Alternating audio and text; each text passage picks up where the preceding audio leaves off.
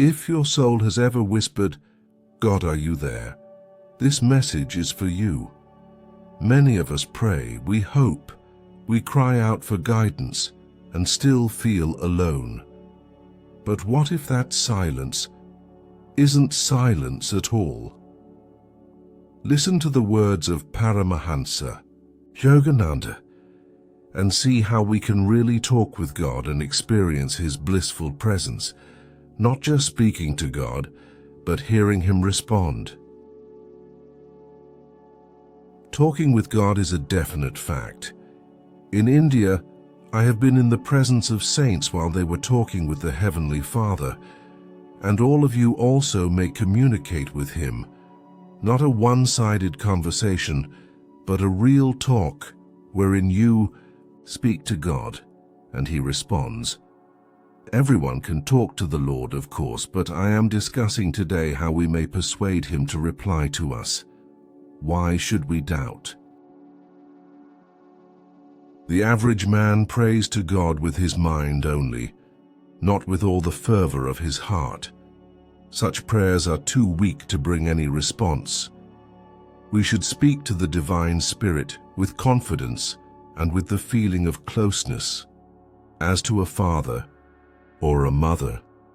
Our relationship with God should be one of unconditional love.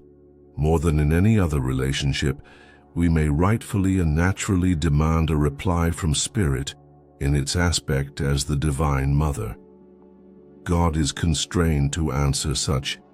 An appeal for the essence of a mother is love and forgiveness of her child, no matter how great a sinner he may be.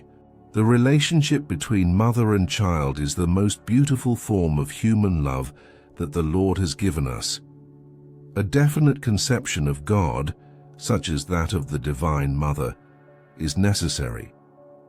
Otherwise, one does not receive a clear response, and the demand for the Lord's reply should be strong. A half-believing prayer is not sufficient. If you make up your mind, He's going to talk with me, if you refuse to believe differently, regardless of how many years He has not answered you, if you go on trusting Him, one day He will respond. I have written in Autobiography of a Yogi about some of the numerous occasions on which I have talked with God. Most people think there is only darkness behind closed eyes.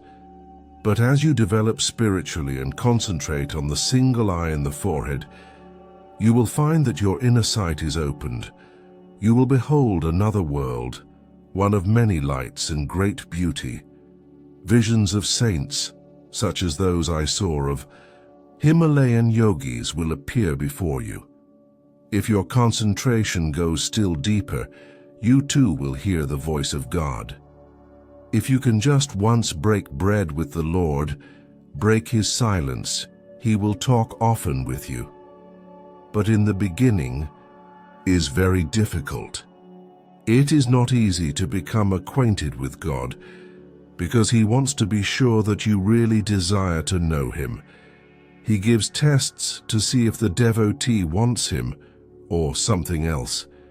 He will not talk with you until you have convinced Him that no other desire is hiding in your heart. Why should He reveal Himself to you if your heart is filled only with longings for His gifts? Until you attain contentment in God, you will not win contentment from anything else. God talks to you when you are working for Him, and you should speak to Him constantly. Tell Him any thought that comes into your mind, and say to Him, "Lord, reveal Thyself. Reveal Thyself."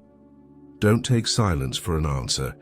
He will first respond by giving you something that you have wanted, showing you that you are in His attention. But don't be content with His gifts. Let Him know that you will never be satisfied until you have Him. Finally, He will give you an answer. In a vision, you may see a face of some saintly being, or you may hear a divine voice talking to you, and you will know that you are in communion with God. God will answer every human being irrespective of caste, creed, or color. There is a saying in Bengali, if you give a soul call to God as the universal mother, she cannot remain silent. She has to speak. That is beautiful, isn't it? Think of all the things that came to me today and that I have told you. You should never again doubt that God will respond to you if you are constant and persistent in your demands. God also talks to man through his intuition. If you learn how to listen to the cosmic vibration, it is easier to hear his voice.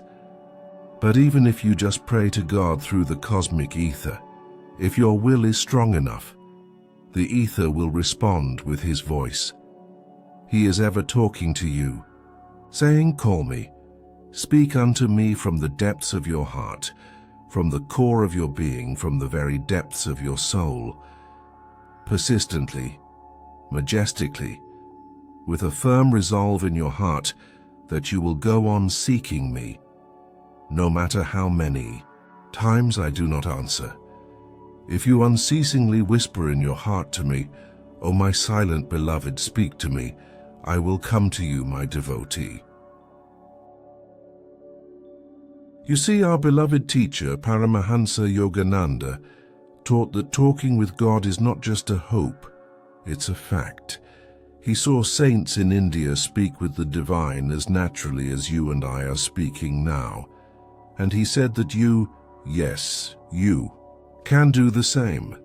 But here's the part many people miss. Most of us only pray with our minds. We recite words, we think good thoughts.